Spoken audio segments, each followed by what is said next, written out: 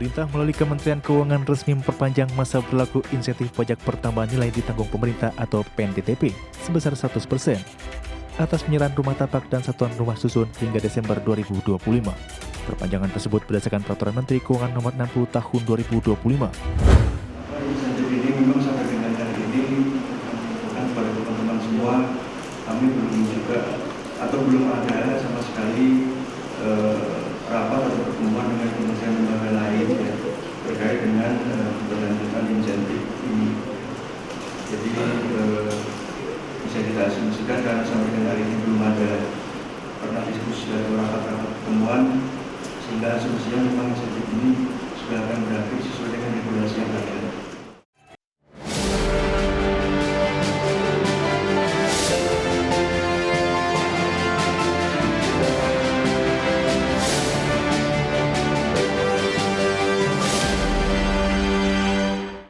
Halo, selamat siang pemirsa IDX Channel, kembali berjumpa bersama kami dalam program IDX Versation Closing. Sejumlah informasi dari dunia ekonomi dan bisnis akan kami sajikan untuk Anda. Dan bersama saya Fajar Wayong, inilah IDX Versation Closing selengkapnya.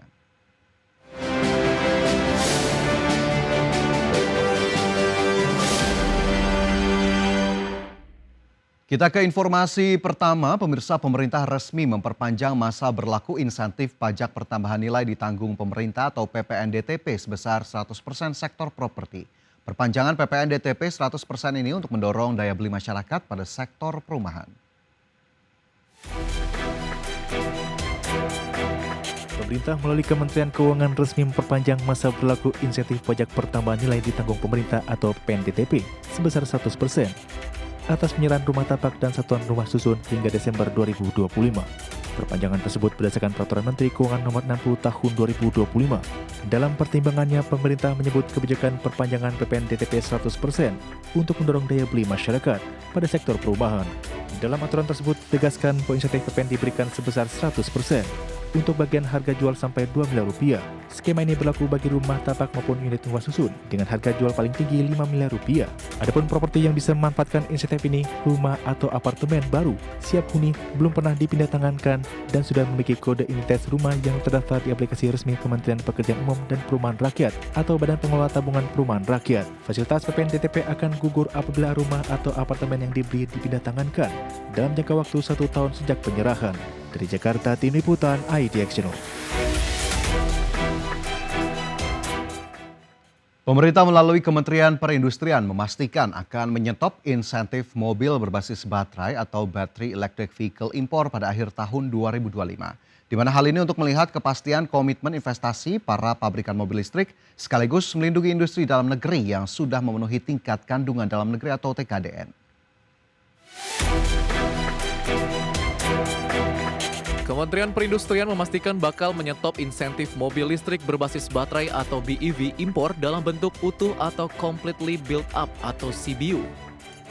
Direktur Industri Maritim, Alat Transportasi dan Alat Pertahanan atau Ilmatap Kemenperin, Mahardi Tunggul Wicaksono menyebutkan, langkah ini sesuai dengan Peraturan Menteri Investasi Nomor 6 Tahun 2023, di mana impor BEV CBU dalam rangka tes pasar dengan komitmen investasi mendapatkan insentif bea masuk 0% dari tarif normal 50% dan PPNBM 0% dari 15%. Dengan demikian, BEV impor cukup bayar pajak 12% dari seharusnya 77%, sehingga diskonnya mencapai 65%.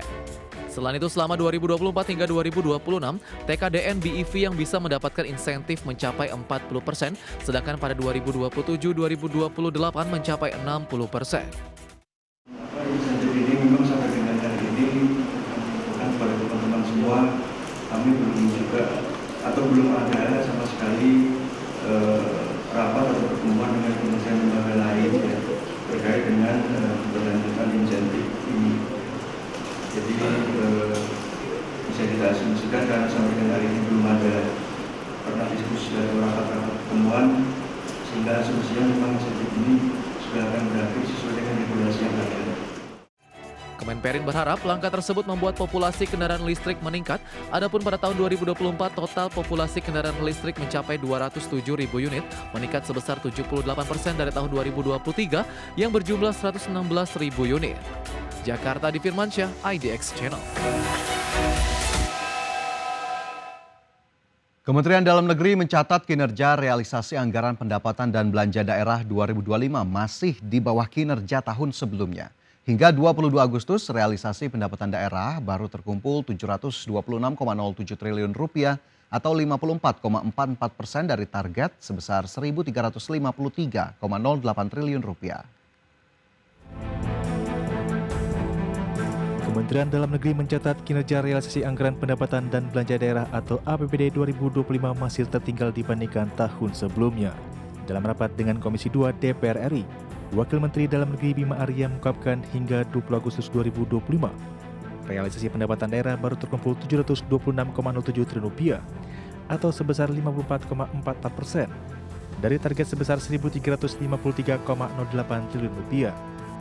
Realisasi ini lebih rendah jika dibandingkan dengan periode yang sama tahun 2024 yang sebesar 824,27 triliun rupiah.